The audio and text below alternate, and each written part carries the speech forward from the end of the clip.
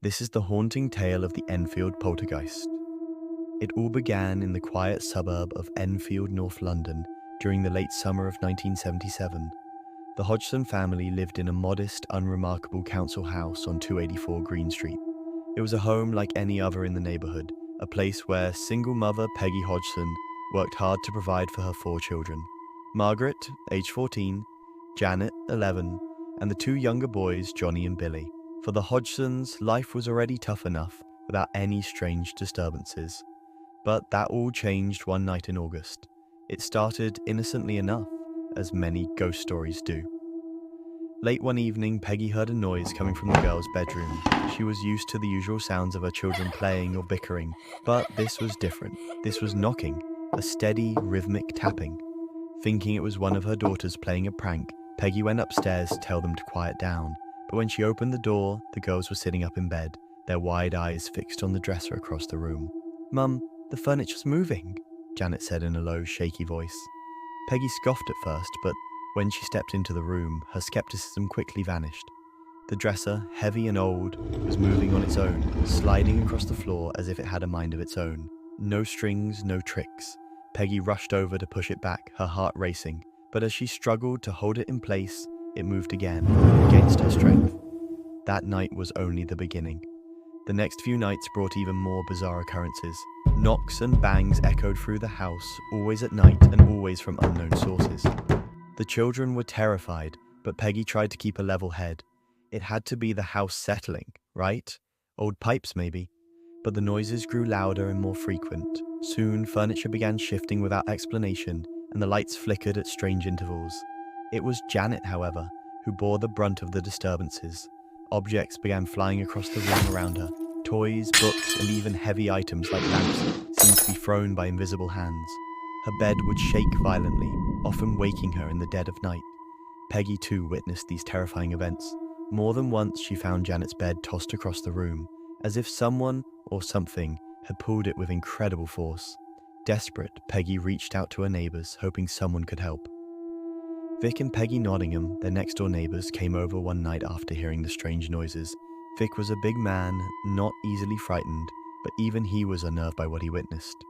As they stood in the darkened living room, a sudden, violent knock sounded from the walls. Vic searched the house looking for the source, but found nothing. The knocks continued, growing louder and more aggressive.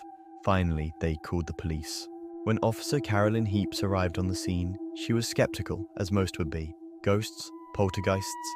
She was here for a domestic disturbance, not some fanciful ghost story. But as she questioned the family and walked through the house, something happened that made her doubt her own logic. Right in front of her eyes, a chair slid across the floor, on its own. Officer Heaps inspected the chair, trying to find any logical explanation. She couldn't, the floor was level. No one had been near the chair when it moved. Disturbed, she filed a report, but there was little the police could do about a moving chair. The Hodgson family was left to fend for themselves against whatever was haunting their home, and it was about to get worse. Not long after, the story caught the attention of the media. Local journalists reported on the strange occurrences at 284 Green Street, and soon enough, the case drew the interest of Maurice Gross, an investigator with the Society for Psychical Research. Grosser had lost his own daughter in a tragic accident just a year before, and whether out of grief or curiosity, he felt compelled to help the Hodgson family. When Grosser arrived, he was met with immediate evidence that this was no ordinary case. As he set up his equipment to monitor the house, he too heard the knocks, saw the furniture move, and most chillingly began hearing a voice that did not belong to any of the Hodgson children. This voice spoke through Janet. It started as a deep, growling sound, completely unlike Janet's normal voice. At first, it would only say simple things, short phrases, grumbles, but soon it began having full conversations, claiming to be an old man named Bill Wilkins. According to Bill, he had once lived in the Hodgson house, and he had died there, sitting in his favorite chair. The more Gross and his colleague, Guy Lyon Playfair, investigated, the more bizarre the case became. They recorded hours of Bill's voice, even though Janet's vocal cords shouldn't have been able to produce such sounds. Her throat would be sore and raw after these sessions, but the voice would continue, separate from her, as though she was merely a vessel. The chilling part? Bill Wilkins was not just some random name Janet had made up.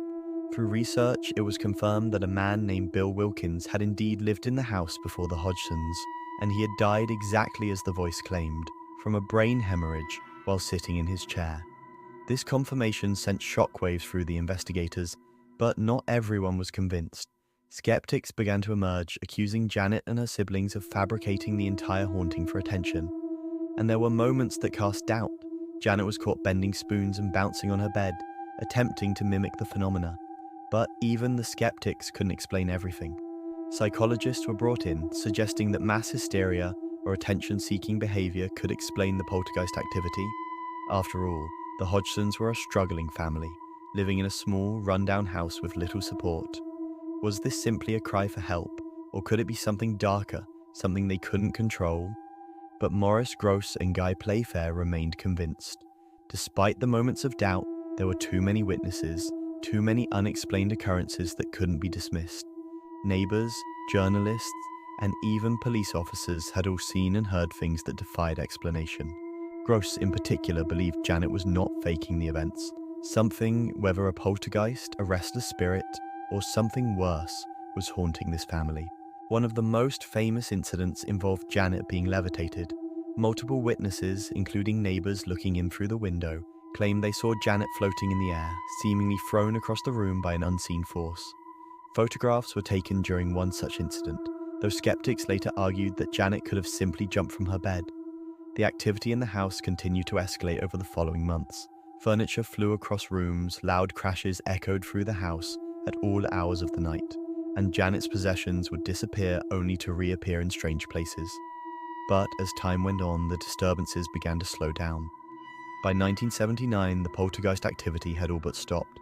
Janet, now older and more mature, was finally able to move on from the trauma of those terrifying years. In later interviews, Janet Hodgson admitted that some of the incidents had been faked, small things, pranks that she and her siblings played to get attention. But she insisted that most of the haunting was real. Even decades later, Janet maintained that the voice of Bill Wilkins, the levitations, and the unexplained noises were not her doing. They were the work of something far more sinister.